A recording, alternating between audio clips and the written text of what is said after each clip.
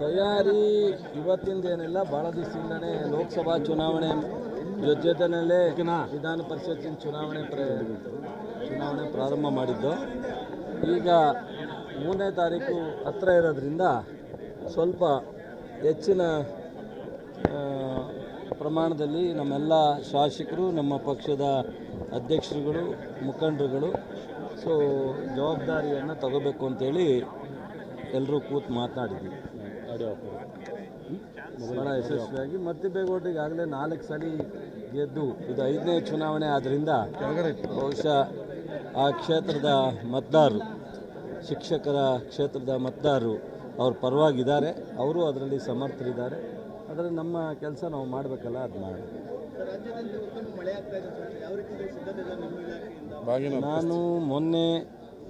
ನಾನೇ ಸ್ವತಃ 31 ಜಿಲ್ಲೆಯ ಜಾಯಿಂಟ್ ಡೈರೆಕ್ಟರ್ಗಳ ಹತ್ರ ನೇರವಾಗಿ ವಿಡಿಯೋ ಕಾನ್ಫರೆನ್ಸ್ ಮೂಲಕ ಏನು ಪ್ರಿಪ್ರೇಷನ್ ಆಗಬೇಕು ಮತ್ತು ಏನು ಅಲ್ಲಿ ಸಮಸ್ಯೆ ಇದೆ ಅನ್ನೋದನ್ನ ಅರ್ಥ ಮಾಡ್ಕೊಂಡು ನಮ್ಮ ಹೆಡ್ ಆಫೀಸಿನ ಎಲ್ಲ ಸೆಕ್ರೆಟರಿ, ಆಯುಕ್ತರು ಮತ್ತು ನಿರ್ದೇಶಕರುಗಳಿಗೆ ಸೂಚನೆಯನ್ನು ಕೊಟ್ಟಿದ್ದು. ನಿನ್ನೆ ಮುಖ್ಯಮಂತ್ರಿಗಳು, ಉಪಮುಖ್ಯಮಂತ್ರಿಗಳು, ನಾನು ಸಹ ಮತ್ತೊಮ್ಮೆ DC ಮತ್ತು CEO ಮತ್ತು ಜಿಲ್ಲೆಯ ಕೃಷಿ ಅಧಿಕಾರಿಗಳ ಜೊತೆ ನೇರವಾಗಿ ವಿಡಿಯೋ ಕಾನ್ಫರೆನ್ಸ್ ಮಾಡಿದ್ದೀವಿ.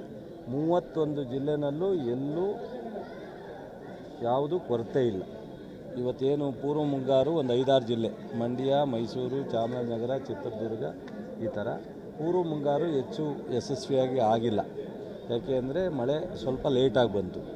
ಈಗ ಮುಂಗಾರು ಮಳೆ ಕಳೆದ 15 ದಿವಸದಿಂದ ಎಲ್ಲ 31 ಜಿಲ್ಲೆನಲ್ಲೂ ಕನಿಷ್ಠ 25ರಿಂದ 70% ವಾಡಿಕೆ ಮಳೆಗಿಂತ ಹೆಚ್ಚಾಗಿದೆ. ಏನು ಆಗಬೇಕು ಮಳೆ ಇತ್ತೋ ಅದಕ್ಕಿಂತ 50% ಹೆಚ್ಚಾಗಿದೆ ಮಳೆ. ಅದರಿಂದ ಬಹುಶಃ ಈ ಮುಂಗಾರು ಪ್ರಾರಂಭ ಆಗೋದು ಜೂನ್ 1ರಿಂದ, ಜೂನ್ ಎಂಡ್ವರೆಗೂ ಅಥವಾ ಜುಲೈನಲ್ಲೂ ಕೆಲವು ಬಿತ್ತನೆ ಆಗ್ತದೆ. ಕೆಲವು ಕಡೆ ಮೊನ್ನೆ ಹಾವೇರಿನಲ್ಲಿ ಸ್ವಲ್ಪ ಹೆಚ್ಚಿನ ಜನ ರಶ್ ಇತ್ತು RSK ರೈತ ಸಂಪರ್ಕ ಕೇಂದ್ರದಲ್ಲಿ. ಕಾರಣ ಏನಂದರೆ ಓಪನ್ ಮಾಡಿದ ತಕ್ಷಣ ನಾಳೆ ಸಿಗುತ್ತೋ ಇಲ್ಲವೋ ಅಂತ ಜನರು ಬೀಜ ಮತ್ತು ಗೊಬ್ಬರದ ಬಗ್ಗೆ ಹೆಚ್ಚು ಜನರು ರಶ್ ಆಗ್ತದೆ.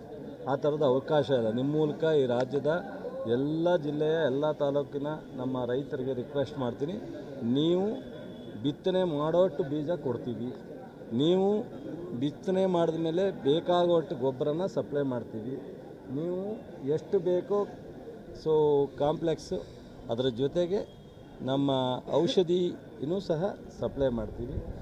ಇವತ್ತು ನಾಳೆ ಮುಗಿದೋಗುತ್ತೇನೋ ಆತಂಕ ಬೇಡ.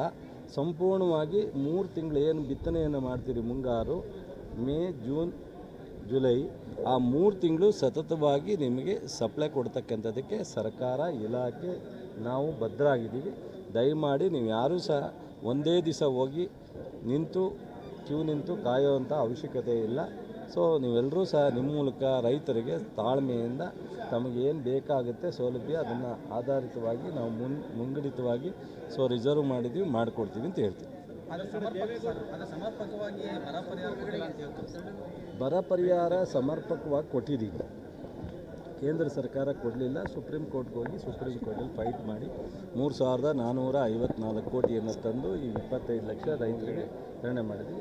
ಇನ್ನೊಂದು 5-6 ಲಕ್ಷ ರೈತರಿಗೆ ಕೆಲವೆಲ್ಲ ಸಣ್ಣ ಪುಟ್ಟ ತೊಡಕಿತ್ತು, ಅದನ್ನು ಈ ಭಾನುವಾರದೊಳಗಡೆ ಪರಿಶೀಲನೆ ಮಾಡಿ ವಾಪಸ್ಸು ಅವರ ಎಲ್ಲ ಥರದ ಡೀಟೇಲ್ನ ಕೊಡಬೇಕು ಅಂತೇಳಿ ನಿನ್ನೆ ವಿಡಿಯೋ ಕಾನ್ಫರೆನ್ಸ್ ಮೂಲಕ ರೆವಿನ್ಯೂ ಮಿನಿಸ್ಟ್ರು, ಮುಖ್ಯಮಂತ್ರಿಗಳು ಸೂಚನೆ ಕೊಟ್ಟಿದ್ದಾರೆ DC ಅವರಿಗೆ. ಭಾನುವಾರ ಸಬ್ಮಿಟ್ ಆದ ತಕ್ಷಣ ಸೋಮವಾರ, ಮಂಗಳವಾರ, ಬುಧವಾರ ಎಲ್ಲರ ಅಕೌಂಟ್ಗೆ ಉಳಿದಿರ್ತಕ್ಕಂಥ 6-7 ಲಕ್ಷ ರೈತರಿಗೆ ಹೋಗುತ್ತೆ.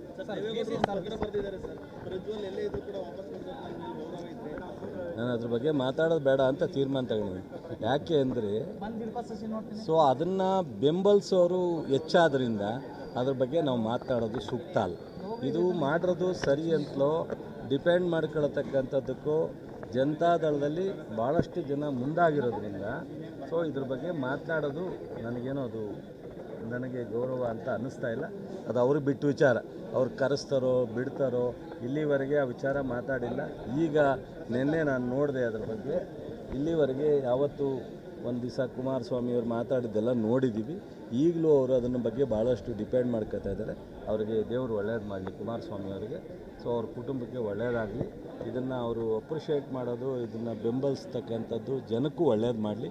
ಭಾಳಷ್ಟು ಜನ ನಾನು ನೋಡಿದ್ದೀನಿ ಸೋಷಿಯಲ್ ಮೀಡಿಯಾದಲ್ಲೆಲ್ಲ ಇದೇನು ಅಪರಾಧ ಅಲ್ಲ ಮಟ್ಟಕ್ಕೆ ಮಾಡ್ತಾಯಿದ್ದಾರೆ. ಸೊ ಅದರಿಂದ ಅದ್ರ ಬಗ್ಗೆ ನಾನು ಹೆಚ್ಚು ಮಾತನಾಡೋದು ಬೇಡ ಅಂತ ತೀರ್ಮಾನ ಮಾಡಿದ್ದೀನಿ. ನೋಡಿರಿ, ಒಂದು ನಿಮಿಷ ಕೇಳಿರಿ, ಅದಕ್ಕೆ ನಾನು ಮಾತಾಡೋದು ಬೇಡ ಅಂತ ತೀರ್ಮಾನ ಮಾಡಿ. ಯಾಕೆ ಹೇಳಿ ಈ ಥರದ ಮಾತು.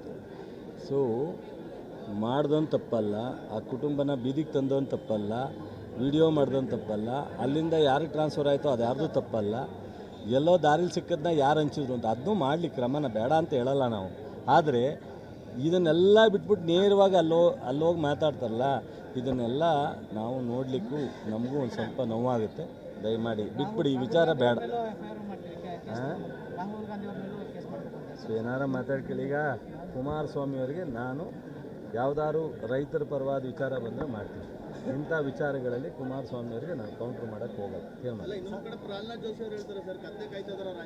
ಹೌದು. ನಾವೆಲ್ಲ ಕುದುರೆ ಮೇಯಿಸ್ತಾ ಇದ್ದೀವಿ, ಕತ್ತೆ ಮೇಯಿಸ್ತಾ, ಅದಕ್ಕಿಂತ ಇನ್ನೇನೋ ರೈತರ ವಿಚಾರಕ್ಕೆ ನಾವು ಏನು ಬೇಕಾದ್ರೂ ಮಾಡೋಕ್ಕೆ ತಯಾರಿದ್ದೀವಿ. ಪಾಪ ಇವರೆಲ್ಲ ಭಾಳ ದೊಡ್ಡ ಸಾಧನೆ ಮಾಡಿದ್ರು.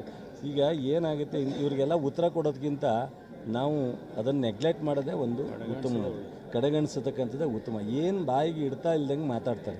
ಸೊ ಅಸಹ್ಯ ಆಗುತ್ತೆ. ಯಾವ ವಿಚಾರದಲ್ಲಿ ಎಷ್ಟು ಮಾತಾಡಬೇಕು ಅಂತ ಅವರು ಇಡೀ ದೇಶದಲ್ಲಿ ಇಂಥದ್ದು ವಿಚಾರ ಬಂದಾಗ ಖಂಡಿಸ್ತಕ್ಕಂಥವ್ರು. ಇವತ್ತು ಸೊ ಕೊಯ್ಲೇಷನ್ ಮಾಡ್ಕೊಂಡು ಇದನ್ನು ಡಿಪೆಂಡ್ ಮಾಡ್ಕೊಳಕ್ಕೆ ನಿಂತಿದ್ದಾರೆ. ಸೊ ಇದನ್ನು ಬಿಟ್ಬಿಡಿ ಅವ್ರಿಗೆ ಸ್ವಲ್ಪ.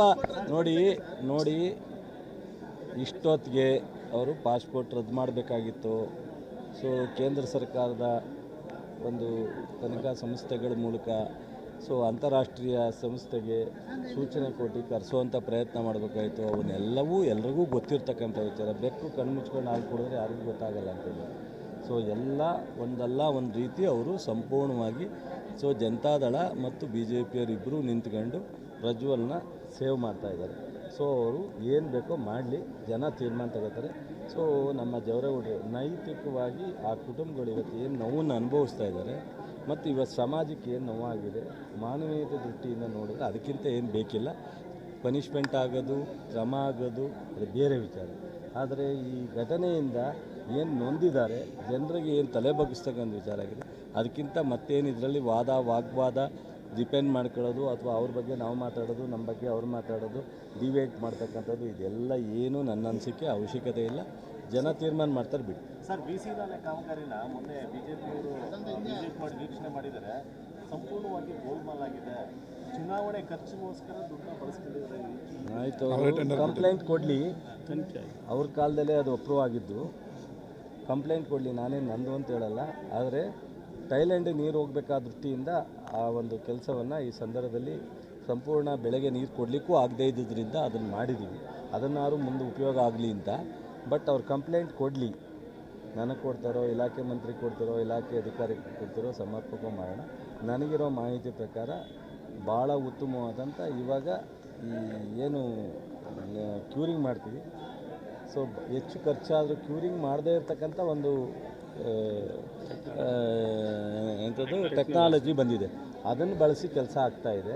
ಎಲ್ಲರೂ ಭಾಳ ಉತ್ತಮವಾಗಿ ಕೆಲಸ ಆಗುತ್ತೆ ಅಂತ ನನಗಿರೋ ಮಾಹಿತಿ. ಅವ್ರೇನಾದ್ರು ಕಂಪ್ಲೇಂಟ್ ಇದ್ದರೆ ಕೊಡಲಿ, ಆ ಕಂಪ್ಲೇಂಟನ್ನು ತನಿಖೆ ಮಾಡೋಣ. ಅಥವಾ ಇಲ್ಲ ಅವರೇ ಯಾವ್ದಾರು ಇಂಥ ತನಿಖೆ ಮಾಡಿಸ್ಬೇಕು, ಇಂಥ ಇಂಜಿನಿಯರಿಂದನೇ ಅಂದರೆ ಅದನ್ನೂ ಮಾಡಿಸ್ಬೇಕು. ಅವು ಈಗ ಕೆಲಸದಿಂದ ನೀರನ್ನು ನಿಲ್ಲಿಸಲ್ಲ. ನೀರನ್ನು ಡ್ಯಾಮ್ನಲ್ಲಿ ಶೇಖರಣೆ ಆದ ತಕ್ಷಣ ಜನರ ವ್ಯವಸಾಯಕ್ಕೆ, ರೈತರಿಗೆ ಬೇಕಾದಂಥ ಸಂದರ್ಭದಲ್ಲಿ ನೀರು ಖಂಡಿತ ಕೊಡ್ತೀವಿ. ಕೆಲಸ ಬೇಕಾದ್ರೆ ಅವತ್ತಿಗೆ ಏನಾದರೂ ಇದ್ರೆ ನಿಲ್ಲಿಸಿ ಮುಂದೆ ನೀರು ನಿಲ್ಲಿಸ್ದಾಗ ಮಾಡ್ತೀವಿ. ಸೊ ಕೆಲಸ ಮಾಡೋಕ್ಕೋಸ್ಕರ ರೈತರಿಗೆ ತೊಂದರೆ ಕೊಡ್ತಕ್ಕಂಥ ಪ್ರಶ್ನೆ ಇಲ್ಲ.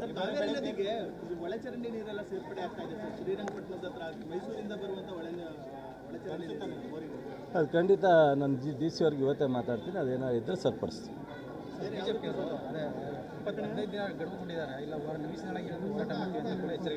ಆಯ್ತು, ಕೊಡಲಿ ಪಾಪ. ಥ್ಯಾಂಕ್ಸ್, ಧನ್ಯವಾದಗಳು ಅಂತ ಹೇಳಿ ಕೊಡಲಿ ಕಂಪ್ಲೇಂಟ್. ಹಾಗಿದ್ರೆ ಸಬ್ಸ್ಕ್ರೈಬ್ ಬಟನ್ ಮೇಲೆ ಕ್ಲಿಕ್ ಮಾಡಿ ಹಾಗೂ ನಮ್ಮ ಹೊಸ ವಿಡಿಯೋಸ್ ಅಪ್ಲೋಡ್ಗೋಸ್ಕರ ಪಕ್ಕದಲ್ಲಿ ಕಾಣುವ ಬೆಲ್ ಬಟನ್ ನಮ್ಮೆಲ್ಲ ವಿಡಿಯೋಗಳನ್ನ ಲೈಕ್ ಮಾಡಿ, ಶೇರ್ ಮಾಡಿ ಹಾಗೂ ಕಮೆಂಟ್ ಮಾಡಿ.